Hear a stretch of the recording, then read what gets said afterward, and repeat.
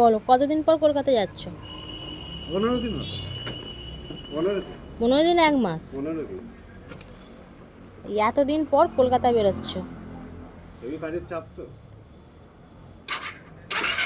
ও আজকে সকাল থেকে রোদে দাঁড় করে রেখেছে গাড়িটাকে, স্টার্ট নেবে না বলে।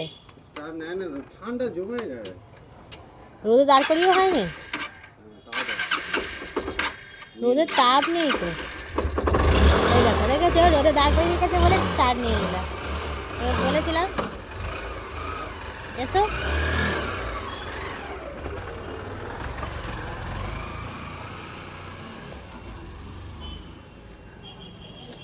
আমার গাছগুলোকে একটু দেখে নিই, সকালবেলা প্রত্যেকটা দিনই গাছগুলো একটু দর্শন করি আর কি, কীরকম কী আছে না আছে।